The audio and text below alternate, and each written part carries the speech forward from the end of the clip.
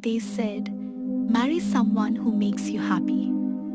But what if I told you, happiness fades? What if I told you, you could marry someone who reminds you of Jana instead? Pause. Think about that. Because too many hearts today are breaking. Not because love failed, but because it was built on dunya, not deen. Let's be honest. We spend more time picking a wedding filter for Instagram than choosing a partner for the Akira. Painful truth, right? But today, we're going to talk about something deeper. About marrying someone who reminds you of Jannah, not the dunya. Let's face it, we live in a time where love has become a performance, where relationships are built on aesthetics, not values, where we chase people who look good on the feed but ignore the ones who make us look good in front of Allah. Have you ever asked yourself, who is helping me get closer to Jannah? Or are you just looking for someone who makes your heart race for a few weeks, then leaves you emotionally exhausted?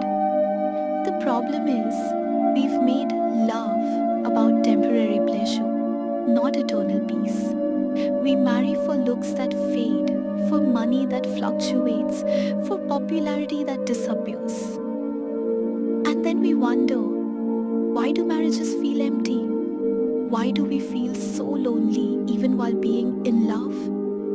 Because you can't build a bridge to Jannah using the materials of dunya.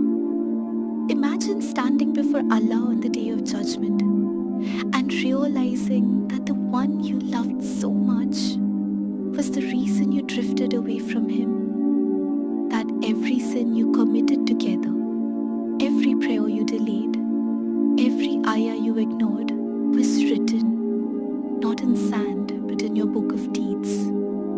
That's not love. That's heartbreak in disguise.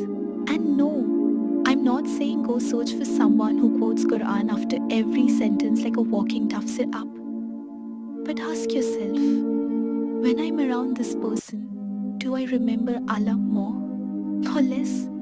Because sometimes the most beautiful face can hide the ugliest intentions, and the simplest soul can carry the light of Jannah.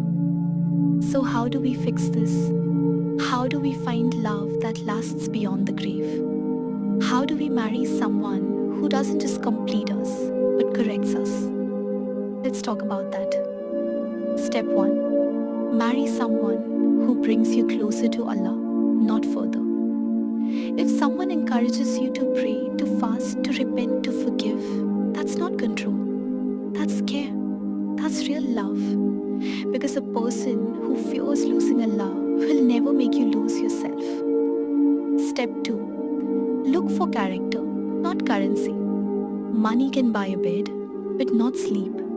Jewelry can decorate the hand, but not the heart. When Prophet Muhammad ﷺ was asked who to marry, he said, a woman is married for 4 things: her wealth, her family status, her beauty, and her religion. So choose the one who is religious. May your hands be covered in dust. Choose someone whose deen will protect your heart from destruction. Step 3. Notice how they make you feel about your deen. If they make you feel ashamed to wear hijab, if they mock your modesty, if they drag you into haram in the name of love, that's not love, that's a test. But if they remind you gently, did you pray? Let's read Quran together. Let's fast on Monday. Then congratulations, you found someone who reminds you of Jannah. Because true love isn't saying, I love you forever. It's saying, I want to see you in Jannah. But here's the part that stings. Sometimes the person who reminds you of Jannah is the one you don't expect. The one you almost ignored. The one who isn't flashy but faithful. Maybe Allah is saving you from the one who would have destroyed your peace, to give you the one who will protect your faith. So don't rush the qadar. Don't chase the one who shines in dunya. Wait for the one who glows with Noor. And please, stop checking if they texted back. Start checking if they led you back to Salah, to patience, to Allah. So my dear brothers and sisters, marry someone who reminds you of Jannah. Someone whose love makes you remember Allah, whose silence brings peace, and whose presence inspires repentance.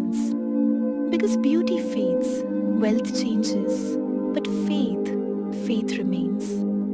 And in the end, you won't ask, did they buy me flowers? You'll ask, did they pray for me when I was gone? If this message touched your heart, then you need to hear the next one. Choose Jannah over everything. It's waiting for you right here.